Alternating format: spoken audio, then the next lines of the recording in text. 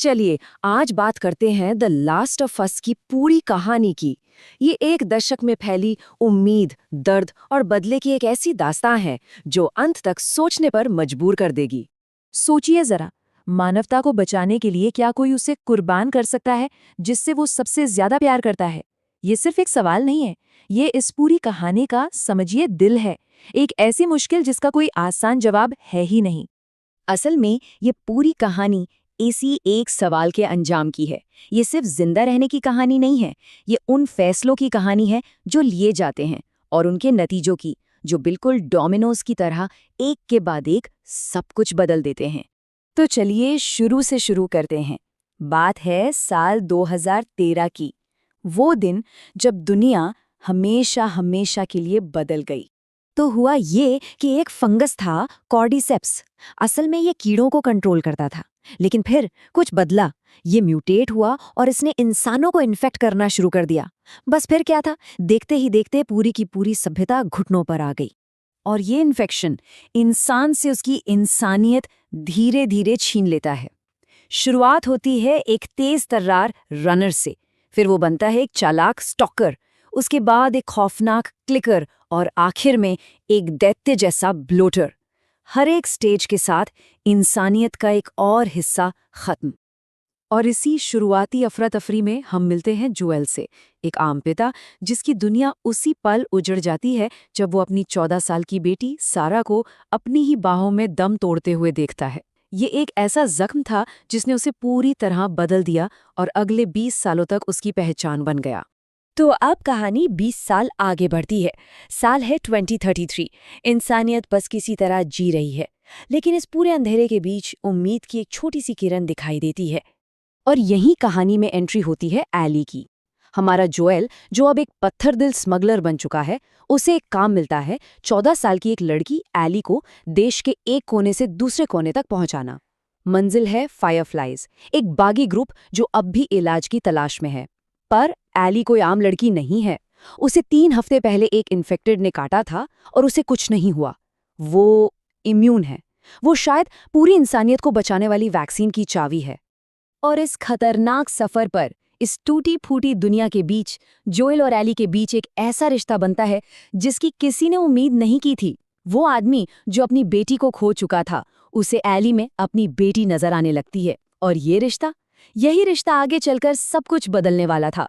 तो जैसे तैसे वो अपनी मंजिल तक पहुंच तो जाते हैं, लेकिन कहानी का असली सबसे मुश्किल हिस्सा तो अब शुरू होना था। यहाँ से कहानी एक ऐसा मोड़ लेती है जो सब कुछ पलट देता है। वहां पहुंचकर पता चलता है कि फायरफ्लाइज के सर्जन के पास जो प्लान है वो बहुत क्रूर है। एली की इम्यूनिटी से वैक्सीन बनाने का सिर्फ एक ही तरीका है, उसके दिमाग पर ऑपरेशन करना। एक ऐसा ऑपरेशन जिसमें एली की जान चली जाएगी। तो अब जोएल के सामने एक नामुमकिन चुनाव है। एक तरफ है एली, वो लड़की जिसे वो अब अपनी बेटी मानने लगा है, और दूसरी तरफ है पूरी इंसानियत। एक को बचाने का मतलब है दूसरे को खो देना, एक जिंदगी या फिर सारी दुनिया। और जोएल अपना फैसला कर लेता है। वो एली को बचाने के लिए पूरे फायरफ्लाइज ग्रुप को खत्म कर देता है। और फिर वो एली से एक झूठ बोलता है, एक ऐसा झूठ जो उनके रिश्ते पर हमेशा के लिए एक दाग छोड़ जाएगा। वो कहता है कि इलाज की कोई उम्मीद थी ही नहीं।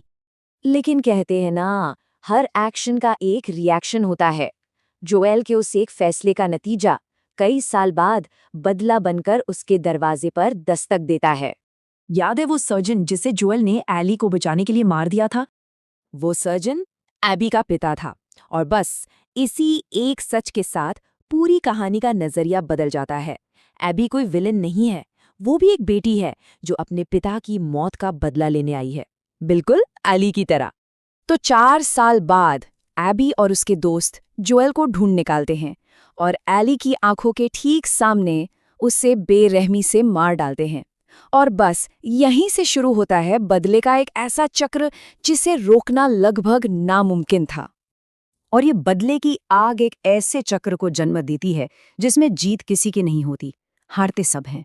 एबी और उसके साथियों को ढूंढने के जुनून में एली अपना सब कुछ खो देती है, अपना दोस्त जेसी, डीना के साथ अपना रिश्ता, अपना घर, अपना परिवार और आखिर में अपनी 2 उंगलियां भी, जिसका मतलब था कि वो अब जोएल का दिया गिटार कभी नहीं बजा पाएगी, उनके रिश्ते की वो आखिरी निशानी।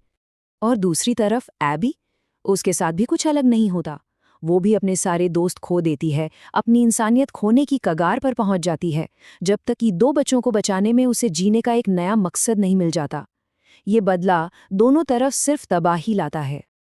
और इस सब का अंत होता है एक आखिरी बहुत ही क्रूर मुकाबले में, उस जगह से मीलों दूर जहां से ये सब शुरू हुआ था। एली बदले की आग में जलती हुई एक बहुत कमजोर हो चुकी एबी को कैलिफोर्निया तक खोज निकालती है। दोनों के बीच एक जानलेवा लड़ाई होती है और एली एबी को मारने से बस एक पल दूर होती है। मगर तभी उसे जोएल की एक याद आती है, एक अच्छी याद, और वो रुक जाती है। वो एबी को जाने देती है।